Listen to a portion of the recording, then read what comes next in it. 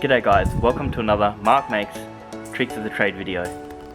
Today I'm going to be showing you how to replace a paver without damaging any of the surrounding ones. So this one here is damaged in the corner, and a lot of people try using a screwdriver to lever it up. That is an option, but it does take a long time, and the risk you have is chipping pavers next to it. As you can see, I'm actually damaging the corner of this one here, so that's something you want to avoid. So if you are going to go with the screwdriver technique, make sure you stay away from the corners of the surrounding pavers. So right in the center here, for example, or here. This is still a risky way of doing it, and you could still damage the other one. So I would suggest, rather than mucking around with screwdrivers, just use a hammer and break the one that's already broken. I'm just going to use this gimpy and a cold chisel and just chip my way along the center of the paver so I can break it.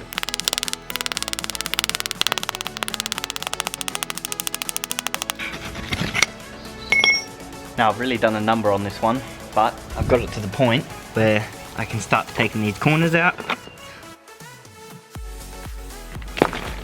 Now because of my screwdriver demonstration, I have chipped this outside one here and this chip here. It doesn't really pay to use a screwdriver. I'd recommend just straight away going to the damaged paver and just smashing that one up more just to protect the surrounding ones. So I'll take this one out as well, and this chipped one here. Use a rubber mallet, put the new ones back in place.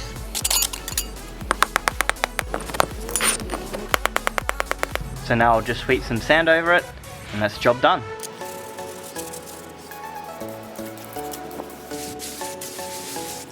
Just giving those pavers a tap with the rubber mallet is just going to help that sand settle right to the bottom.